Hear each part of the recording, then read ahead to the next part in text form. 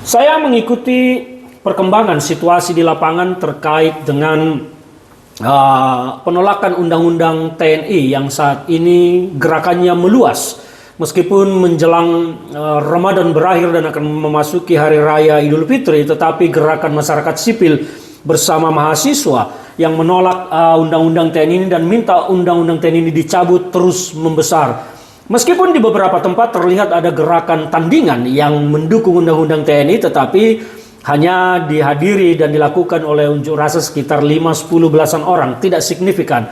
Dan terkesan bahwa gerakan itu adalah sebuah gerakan yang disponsori oleh kelompok tertentu untuk melakukan propaganda opini di tengah masyarakat. Dan gerakan ini muncul setelah adanya Litbang Kompas yang merilis hasil risetnya, hasil surveinya yang menyampaikan data dan informasi bahwa 69,5% masyarakat kita, masyarakat Indonesia cenderung khawatir akan kembalinya duifungsi TNI sebagai hasil dari undang-undang TNI yang baru.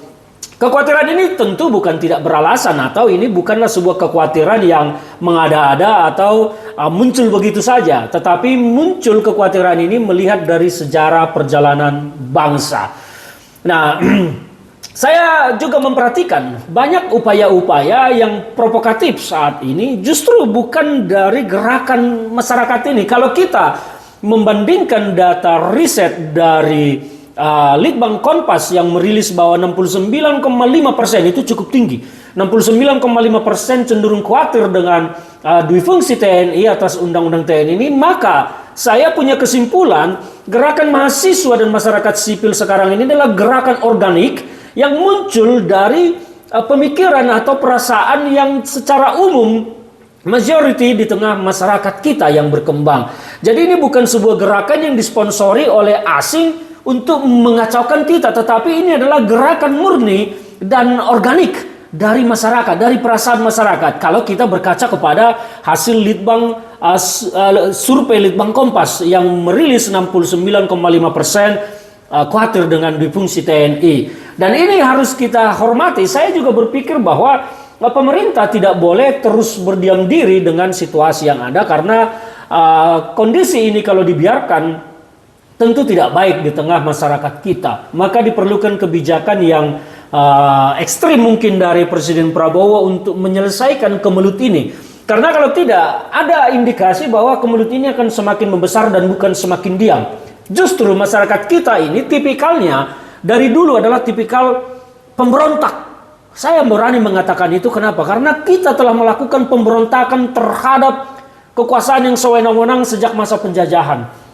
Masyarakat juga berontak ketika terjadi pemerintahan yang otoriter di zaman Soeharto. Dan semua ini harus kita jadikan sebagai landasan berpikir menganalisa situasi yang sangat mungkin terjadi ke depan ini.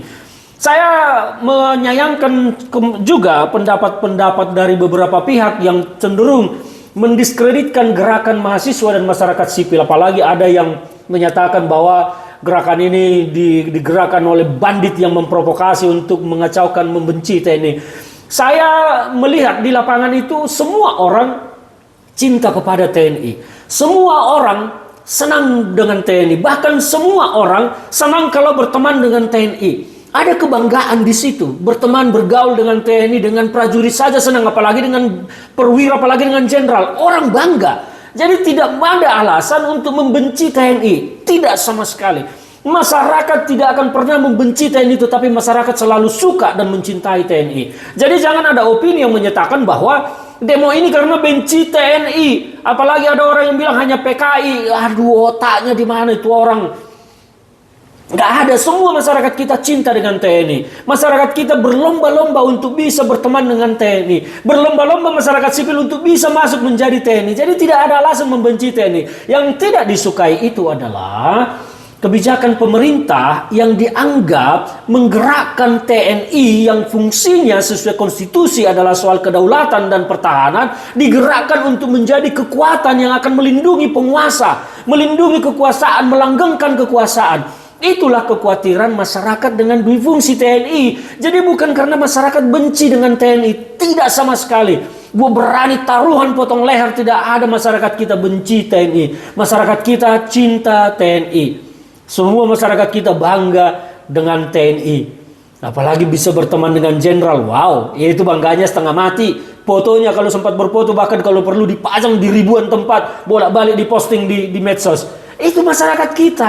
Jadi tidak ada yang benci TNI. Tetapi masyarakat kita khawatir TNI ini yang harusnya fungsinya kedaulatan dan pertahanan dipakai oleh penguasa untuk melanggengkan kekuasaannya. Itulah kekhawatiran masyarakat sipil. Nah, ini yang harus dijawab secara bijak oleh pemerintah, terutama Pak Presiden Prabowo. Buktikanlah bahwa TNI ini tidak sedang digerakkan untuk melanggengkan kekuasaan, tetapi adalah untuk kebaikan bangsa. Kalau Pak Prabowo mampu menunjukkan dan membuktikan itu, saya yakin penolakan itu juga akan sirna secara alami. Jadi tidak usah ada provokasi-provokasi yang menyatakan hanya PKI yang tidak mendukung undang-undang TNI. Mungkin Anda kali yang PKI. Atau ada yang bilang hanya bandit yang memprovokasi menolak RUU TNI untuk membenci TNI. Tidak ada. Tidak akan ada di Republik ini yang membenci TNI. Saya jamin 500 juta %. 1 miliar %. Nggak ada. Semua bangga terhadap TNI. Tetapi yaitu tadi, masyarakat khawatir TNI diperalat di luar fungsinya. Itulah kekhawatirannya. Jadi mari kita bijaksana berpendapat di negara ini supaya tidak terjadi perselisihan atau konflik yang semakin luas dan semakin lebar. Salam dari saya Ferdinand Huta Hayan untuk sahabat-sahabat semua.